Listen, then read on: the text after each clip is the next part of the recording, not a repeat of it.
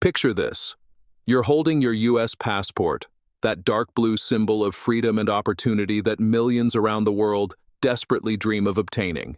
You've worked hard for it, maybe waited years, passed all the tests, taken the oath. You feel secure, protected, untouchable. But what if I told you that under certain circumstances, that citizenship you worked so hard for, or even the citizenship you were born with, could vanish? What if I told you that right now, at this very moment, there's an entire government department dedicated to identifying citizens whose status might be revoked? What if everything you believed about the permanence of American citizenship was based on an incomplete understanding of the law? Stay with me, because what you're about to discover will fundamentally change how you view citizenship in America. Welcome back to Immigration Updates Hub, where we dive deep into the complex world of American immigration law, citizenship rights, and the policies that shape millions of lives every single day. I'm your host, and today we're tackling one of the most misunderstood and frankly shocking topics in immigration law. Can you actually lose your United States citizenship? This isn't some theoretical discussion or hypothetical scenario. We're talking about real legal mechanisms, actual cases happening right now, and government processes that have stripped away the citizenship of hundreds of people over the past several years. Whether you're a naturalized citizen, someone born on American soil, or you're on the path to citizenship right now, this information is absolutely critical for you to understand. So, here's what I need from you. Hit that subscribe button right now. Turn on notifications so you never miss an update. And if you find value in this video, share it with someone who needs to see this information. Your support keeps this channel running and helps us bring you the most accurate, up-to-date immigration content available. Now let's dive into something that could literally change your understanding of American citizenship forever. Let me start by challenging what most people believe about citizenship in this country. There's this widespread assumption, almost a cultural myth really, that once you become an American citizen, you've reached the finish line. You've made it. Your status is permanent, locked in, completely secure for the rest of your life. You have that passport, those voting rights, access to all federal benefits, and the full protection of the United States Constitution. Game over, right? You're set forever. Unfortunately, that belief, while comforting, isn't entirely accurate. The reality is significantly more complex, and for some people potentially concerning. Here's the truth that doesn't get discussed nearly enough in mainstream conversations about immigration. United States citizenship, whether you acquired it through birth or through naturalization, while incredibly powerful and valuable, is not absolutely bulletproof under all circumstances. There exist legal mechanisms, established governmental processes, and documented precedent that demonstrate beyond any doubt that American citizenship can be taken away. Yes, you heard that correctly.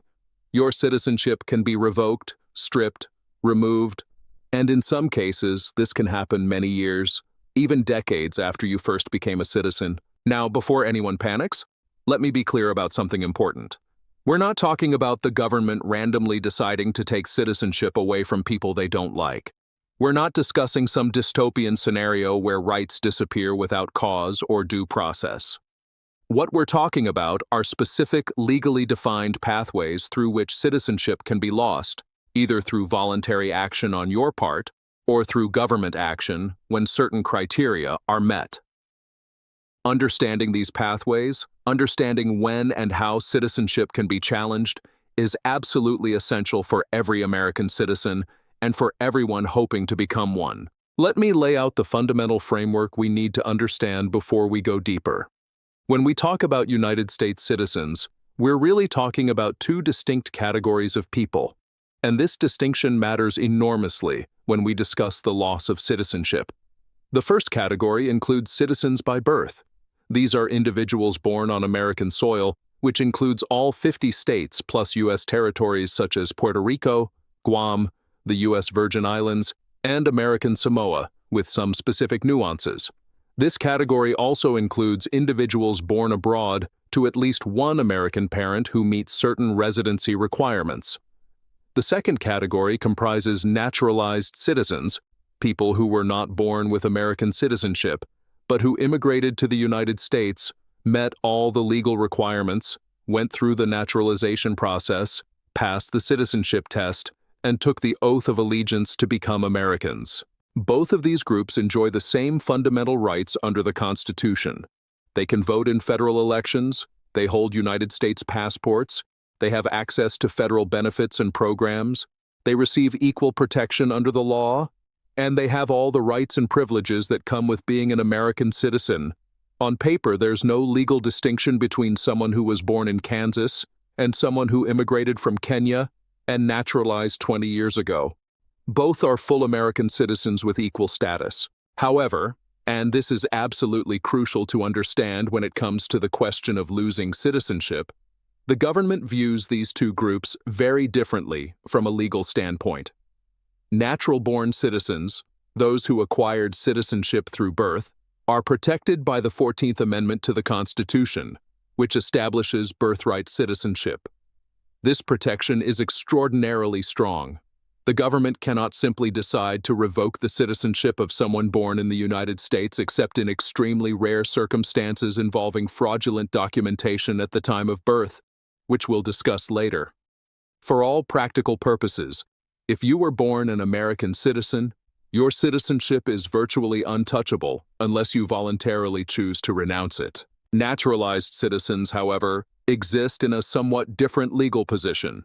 Their citizenship is the result of a legal administrative process, a process that involved applications, interviews, background checks, and a formal naturalization ceremony.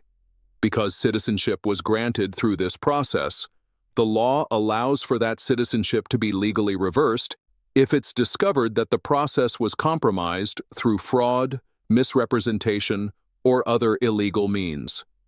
This distinction between birth citizenship and naturalized citizenship becomes critically important when we start discussing denaturalization, which is the legal term for the government's forced revocation of citizenship. Let's begin with the most straightforward way that someone can lose their American citizenship: voluntary renunciation. This is exactly what it sounds like: a formal official process through which a citizen deliberately and consciously gives up their citizenship. Now, you might be thinking, why would anyone want to give up American citizenship? We'll get to that in just a moment. But first, let me explain what this process actually involves, because it's not as simple as you might imagine. You cannot renounce your citizenship by sending an email, making a post on social media, writing a letter, or making any kind of informal declaration. The law requires a very specific formal process. First, you must physically appear in person at a United States embassy or consulate located in a foreign country. The State Department will not process renunciations on American soil. You'll meet with a consular officer who will conduct a formal interview to ensure that you understand exactly what you're doing and that you're acting voluntarily without coercion. During this interview, you'll sign an official oath of renunciation, a legal document in which you explicitly state that you fully understand the consequences of renouncing your citizenship and that you're making this choice of your own free will. There's also a substantial administrative fee involved, currently over $2,000 as of 2025, making the United States one of the most expensive countries in the world when it comes to the cost of renouncing citizenship. Here's what makes renunciation so serious and irreversible. It's permanent. There are no takebacks, no do-overs, no way to simply change your mind later. Once the State Department processes your renunciation and issues you a certificate of loss of nationality, you are no longer an American citizen. Period. The consequences are immediate and comprehensive. You lose your United States passport. You lose your right to vote in American elections. You lose access to federal benefits, including Social Security, even if you paid into the system for decades. You lose the right to live and work in the United States without authorization. If you ever want to return to America in the future, even just to visit, you'll need to apply for a visa just like any other foreign national. You're essentially starting from scratch, and there's no guaranteed path back to citizenship, even if you desperately want it later. So, who actually goes through this dramatic process? The numbers might surprise you. Thousands of Americans living overseas choose to renounce their citizenship every single year. The reasons vary significantly from person to person. Some renounce for tax-related reasons. The United States is one of only a handful of countries in the entire world that practices citizenship-based taxation rather than residence-based taxation. What this means is that if you're an American citizen, you're required to file U.S. tax returns and potentially pay U.S. taxes on your worldwide income, no matter where in the world you live. Even if you've lived in Germany for 30 years, never set foot in America during that time, earn all your income in Germany, and pay German taxes, you still have U.S. tax filing obligations. For many Americans abroad, particularly those who have completely established their lives in other countries, this tax burden combined with the complex reporting requirements for foreign bank accounts and assets becomes overwhelming and expensive. Some choose renunciation as a way to simplify their financial lives. Let me share some real-world examples that demonstrate this isn't just abstract legal theory. These are actual cases that went through federal courts. In one well-documented case, a Bosnian man who had lived quietly in the United States for years had his citizenship completely revoked after investigators discovered he had participated in war crimes during the Yugoslav Civil War in the 1990s. This wasn't a minor omission or innocent mistake on his application. He had deliberately and intentionally concealed his involvement in atrocities, specifically his role in the massacre at Srebrenica, when he applied for refugee status and later citizenship. When his past was uncovered through witness testimony and documentary evidence, the government moved swiftly. His citizenship was revoked, and he was deported to face justice. In another case that received international attention, a man who had served as a guard at a Nazi concentration camp during World War II and who had been living in the United States for more than half a century was finally identified, denaturalized, and deported. Despite the decades that had passed, despite his age and his claims that he was merely following orders as a young man, the courts determined that his concealment of his past role in crimes against humanity meant his citizenship had been fraudulently obtained. These aren't isolated incidents. They're part of a sustained legal effort that stretches back many years with dedicated government resources focused on identifying individuals who obtained citizenship through fraud. But fraud during the application process isn't the only pathway to denaturalization. There are other less commonly known grounds that can trigger government action. One involves associations with organizations hostile to the United States. According to immigration law, if within 5 years of becoming a naturalized citizen, you join or affiliate with certain organizations, the government can initiate denaturalization proceedings. What kind of organizations are we talking about? Groups that advocate for the violent overthrow of the United States government. Organizations designated as foreign terrorist organizations by the State Department. In some cases, membership in the Communist Party or other totalitarian political parties, although this ground has become less commonly used in recent decades. If you serve in the armed forces of a country that's hostile to the United States without permission from the U.S. government, this too can trigger scrutiny. Here's what makes this particularly complex. Even if you personally never engaged in violence, never committed any crimes, and never actually acted against American interests, the association alone can be sufficient to raise questions about your naturalization. The legal theory is that if you joined such an organization within 5 years of becoming a citizen, it suggests you may have had sympathies with that organization at the time of your naturalization, which means you may have lied during your citizenship interview when you swore allegiance to the United States and renounced allegiance to foreign powers. This opens the door for the government to argue that your naturalization was obtained through false pretenses, engaging in political activities on behalf of a foreign government that undermine American sovereignty or interests. These aren't merely theoretical concerns or questions for academic debate. These are actual legal criteria that the State Department and Department of Justice examine when determining whether someone's actions demonstrate an intent to relinquish citizenship. The burden of proof is on the government to show that you intended to give up your American citizenship, but certain actions create a presumption of intent that shifts the burden to you to prove you wanted to keep your citizenship. This creates a complex legal landscape for dual citizens who must carefully navigate their obligations and activities to avoid triggering a citizenship review. Now, let's discuss the most extreme scenario for citizenship loss: treason, rebellion, or serving as an agent of an enemy power. If you commit treason against the United States, engage in armed rebellion against the government, or act as an operative for an enemy nation during wartime, you can face not only serious criminal charges, but also potential citizenship revocation.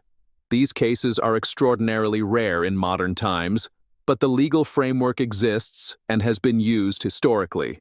We're talking about actions like providing classified information to enemy nations during wartime, taking up arms against the United States military, or actively working to undermine American security on behalf of a hostile foreign power. The loss of citizenship in these cases isn't automatic and isn't merely symbolic. It requires a full legal process that typically follows criminal conviction in federal court, complete with appeals and intense judicial scrutiny. The evidentiary standards are extremely high because the consequences are so severe. But the law is clear. If you're convicted of certain acts of treason or rebellion, citizenship revocation can be part of your punishment. This serves both as a practical consequence, stripping you of the legal protections and benefits of citizenship, and as a symbolic severing of your connection to the nation you betrayed. Here's something that most Americans have absolutely no idea about. Something that operates mostly behind the scenes without public awareness. The Department of Justice maintains an entire specialized section dedicated exclusively to denaturalization cases. This isn't some small side operation. We're talking about dedicated attorneys, investigators, analysts, and support staff whose full-time job is to identify potential citizenship fraud cases and prosecute them in federal court. This denaturalization section operates within the DOJ's Civil Division and works in close coordination with the Department of Homeland Security, Immigration and Customs Enforcement, and other federal agencies. How do they identify cases? They use a combination of traditional investigative techniques and cutting-edge technology. This includes cross-referencing biometric databases to identify individuals who may have applied for immigration benefits under multiple identities. They employ data analytics and artificial intelligence algorithms to audit millions of historical immigration records, looking for patterns, inconsistencies, or red flags that might indicate fraud. They investigate tips from the public, including from individuals in immigrant communities who may have information about fraud. They work with international partners and law enforcement agencies to identify individuals who may have concealed criminal histories or involvement in war crimes or terrorism. When historical records are digitized, or when new information comes to light through investigations in other countries, it can suddenly expose fraud that occurred decades ago. When something suspicious is identified, investigators dig deeper. They interview witnesses, gather documents, review old files, and build a case. If they believe they have sufficient evidence to prove that citizenship was fraudulently obtained, a formal denaturalization case is filed in federal district court. At this point, you have every right to defend yourself. You have the right to hire an attorney. In fact, you absolutely should hire an experienced immigration attorney if you're facing denaturalization.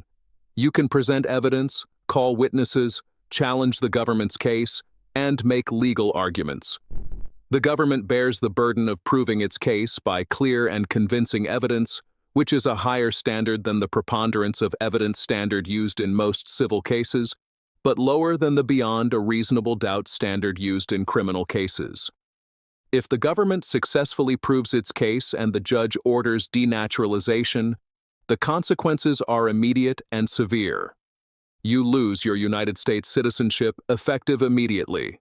Your passport is revoked and must be surrendered. You lose your right to vote. You lose eligibility for federal benefits. Most critically, you lose your legal status to remain in the United States. You don't revert to being a green card holder. You become what immigration law calls a removable alien, which means you're subject to deportation. Depending on your individual circumstances and your country of origin, You may be deported quickly, or the process may take time, but your legal right to remain in America is gone. For someone who may have lived in the United States for decades, who may have family here, who may have built an entire life here, this is absolutely devastating. What about people who were born in the United States? Are they vulnerable to losing citizenship? In almost all circumstances, no. The 14th Amendment to the Constitution provides extraordinarily strong protection for birthright citizenship. It states that all persons born in the United States and subject to its jurisdiction are citizens. This protection is about as ironclad as constitutional protections get. The government cannot simply decide to revoke the citizenship of someone born on American soil. However, there is one narrow exception, and it involves fraudulent birth records. If someone's U.S. birth was documented through completely fraudulent means, through fake hospital records, through false claims of parentage, through organized birth fraud schemes, the government can potentially challenge citizenship. These cases are incredibly rare and extremely difficult to prove because the government must demonstrate that the birth record itself is fraudulent, not merely that there were irregularities. We're talking about situations like organized fraud rings that produced fake birth certificates for children who were actually born abroad, or cases involving stolen identities of actual American-born children. The government has prosecuted cases involving birth tourism fraud operations and fraudulent midwife birth certificates along the Texas-Mexico border. But even in these cases, the legal and evidentiary hurdles are substantial, and courts are rightfully very cautious about stripping someone of birthright citizenship. So, what fundamental principles tie all of these different scenarios together? 3 core concepts: intent, deception, and fraud. The United States government cannot arbitrarily strip citizenship away because officials don't like someone or disagree with their politics or simply feel like it. There must be clear, convincing, and provable evidence that fits into one of the legally recognized categories. Either you voluntarily chose to relinquish your citizenship through formal renunciation or through actions that demonstrate intent to abandon citizenship, or you obtained citizenship illegally through fraud, misrepresentation, or concealment of material facts. The burden of proof on the government is substantial as it should be given what's at stake. But once that burden is met, once the government clears that evidentiary bar in federal court, the results are final and completely irreversible. The implications of all this information go far beyond individual cases. This affects how we think about citizenship as a society, how we understand the relationship between individuals and their government, and how we balance competing interests of national security, immigration enforcement, and individual rights. For naturalized citizens, particularly those who may have made mistakes or misrepresented facts during their immigration process years or decades ago, this creates a permanent vulnerability for those currently going through the immigration process. It underscores the critical importance of absolute honesty and complete disclosure on every form, at every interview, in every interaction with immigration authorities. Even small lies or omissions can come back decades later to destroy your citizenship and your life in America. So here's the bottom line, and I want to make sure you understand this completely. United States citizenship represents one of the most powerful legal statuses available anywhere in the world. It comes with rights that are protected by one of the oldest continuously operating constitutional systems on Earth. It provides protections, opportunities, and privileges that literally millions of people across the globe desperately dream of obtaining. People risk their lives, leave everything they know, and endure tremendous hardship for the chance to become American citizens. If you hold U.S. citizenship, whether you were born with it or earned it through naturalization, you possess something genuinely extraordinary. But as we've explored in depth today, citizenship also comes with responsibilities, obligations, and yes, under certain circumstances, vulnerabilities. It's not an absolute unconditional status that can never be challenged or lost. The law provides specific pathways through which citizenship can be voluntarily relinquished or forcibly revoked. Understanding these pathways, understanding when and how citizenship can be at risk, is essential for every citizen and for everyone hoping to become one. If you're a naturalized citizen or aspiring to become one, the single most important piece of advice I can give you is this. Be completely honest throughout the entire immigration process. Disclose everything required. Don't hide criminal history. Don't conceal marriages. Don't misrepresent your work history or travel history or anything else. The short-term benefit of hiding something is vastly outweighed by the long-term risk of denaturalization. If you made mistakes in the past, consult with an experienced immigration attorney about how to properly disclose and address those issues. If you're already a citizen and you're concerned about something in your past, speak with an attorney.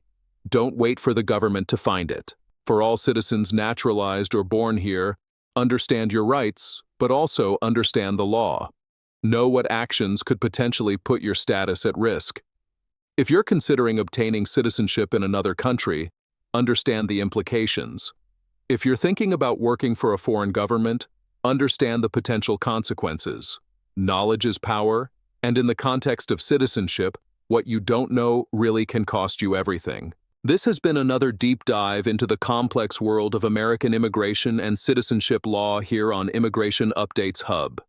Our mission is to bring you accurate, detailed, thoroughly researched information about the policies, laws, and systems that literally shape millions of lives every single day. If you found this video valuable, if you learned something new, if this changed your understanding of citizenship in America, do me a favor. Hit that like button right now, subscribe to the channel if you haven't already, and make sure to turn on notifications so you never miss an update. We cover everything from visa processes to citizenship issues to policy changes to breaking news in immigration. Share this video with anyone who needs to understand this information, whether they're citizens, green card holders, or on the path to citizenship. Drop a comment below with your thoughts, questions, experiences, or topics you'd like us to cover in future videos. I personally read every single comment, and your engagement helps determine what content we create next. Thank you so much for investing your time in watching this video today. Understanding your rights and the law is the first step toward protecting yourself and making informed decisions about your future.